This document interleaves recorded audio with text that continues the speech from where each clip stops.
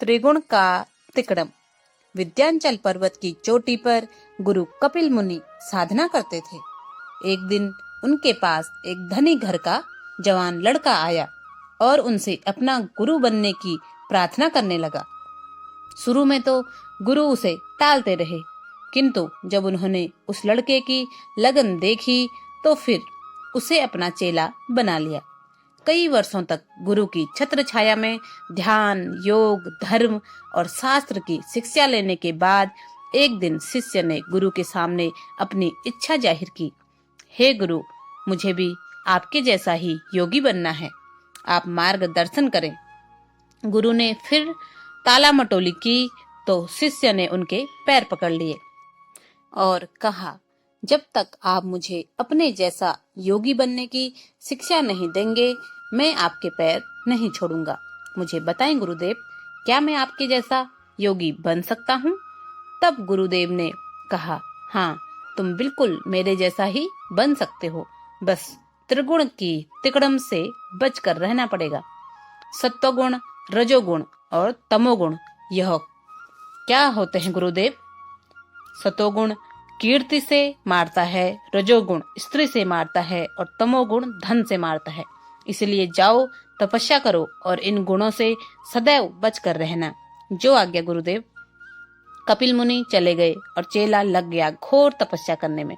चेले का नाम था नंदन दास और उन्हें सब भगत नंदन दास के नाम से जानने लगे। 1 महीना बीत गया।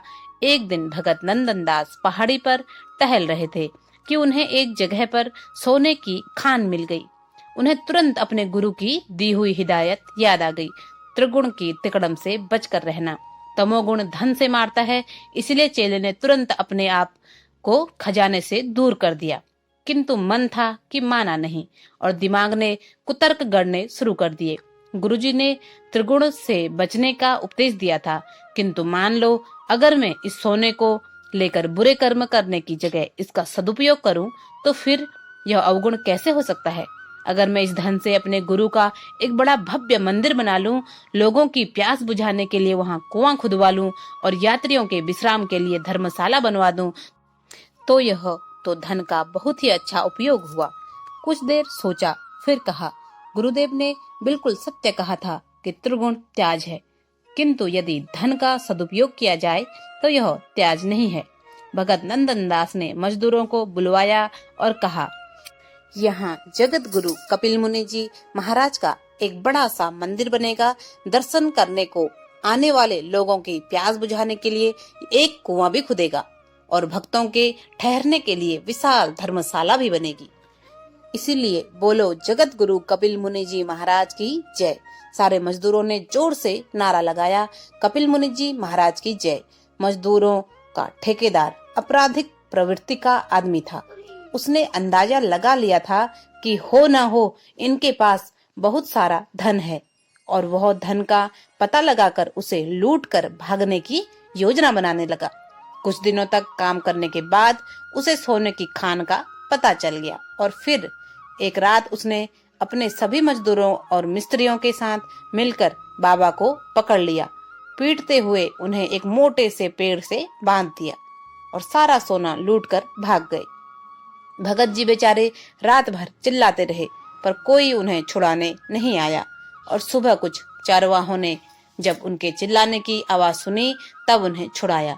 भगत नंदन दास जी ने अपने कान पकड़े और क्षमा मांगते हुए कहा, त्रिगुण त्याज है, गुरु के वचनों का अक्षरश पालन करना चाहिए।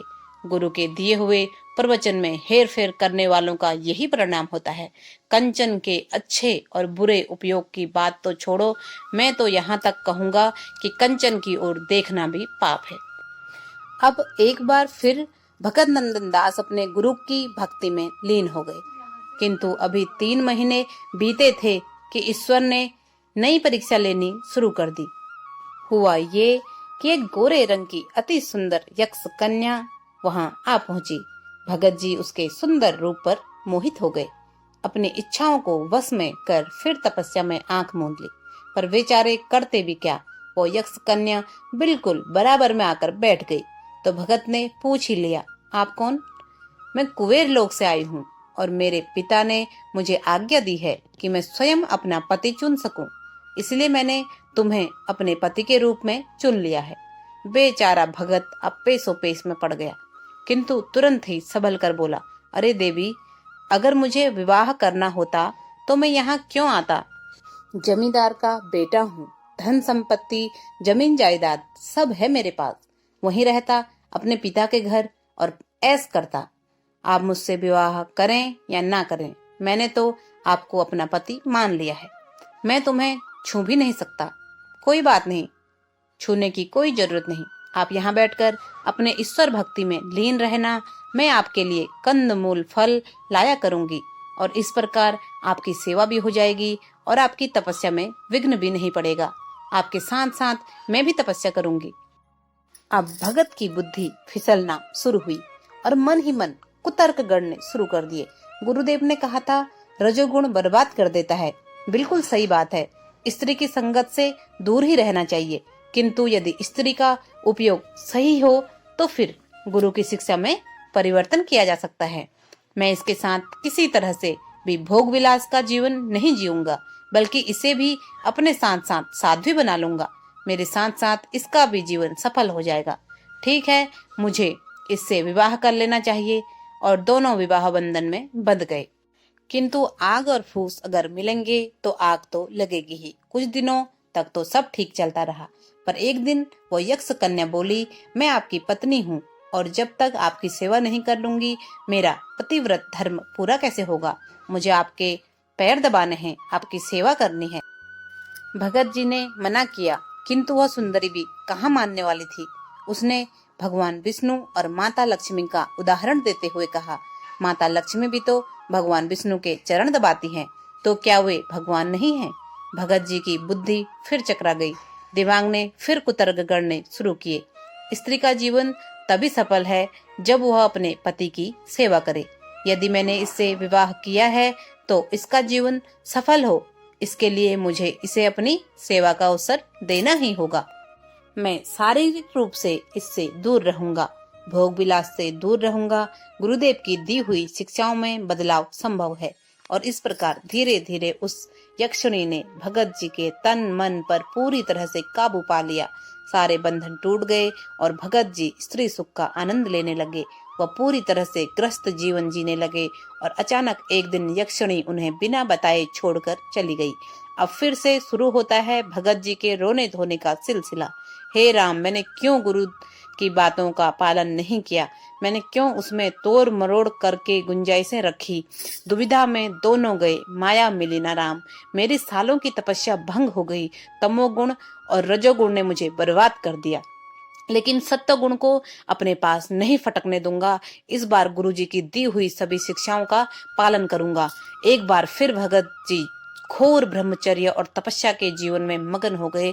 इस बार उनका इरादा दृढ़ था। वे सर्दियों में जमते रहे, गर्मियों में तपते रहे और बरसात में भीगते रहे, पर तपस्या नहीं छोड़ी और 12 सालों तक ओम नमः शिवाय का जाप करते रहे। भूख प्यास जीवन मृत्यु की सारी शंकाओं को उन्होंने त्याग दिया। सिद्ध बाबा हो गए और अपनी सिद्धियों से जगत का कल्याण करने की मनसा लेकर ऊंचे पहाड़ों से उतरकर एक दिन तराई क्षेत्र में पहुंच गए। जनता की सेवा करने लगे। किसी के साथ कोई परेशानी हो तो अपना एक बाल तोड़कर उसे दे देते और उसका भला हो जाता। पूरे इलाके में चर्चा फैल गई कि एक सिद्ध बाबा प्रकट हुए हैं और उनका एक बाल मिल जाने भर से सारे दुख दूर हो जाते हैं और संकट टल जाते हैं। और 5000 आदमियों की भीड़ वहां पहुंच गई।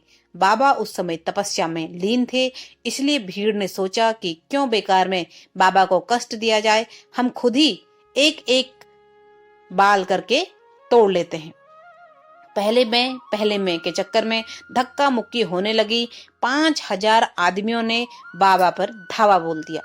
बाल खींच खींच कर पूरी खोपड़ी नोच डाली। बाबा मूर्छित हो गए और गिर पड़े और जब होश में आए तो अपनी हालत देखकर बाबा शहर छोड़कर वापस पहाड़ की ओर भाग पड़े और ऊंची चोटी पर जाकर जोर से चिल्ला उठे, मेरे गुरु की शिक्षा बिल्कुल सही है, त्रिगुण त्याज है, इनकी तिकड़म से बच कर रहना। गुरुर ब्रह्मा गुरुर विष्णु गुरुर देव महेश्वर, गुरुर साक्षात परब्रह्म तस्मै श्री गुरुवे नमः।